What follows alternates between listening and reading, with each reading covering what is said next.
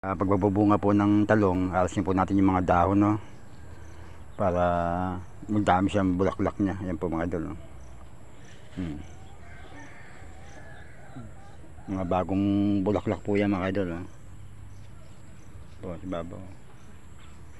Alasin po natin yung mga dahon para magdami ang kanilang bulaklak.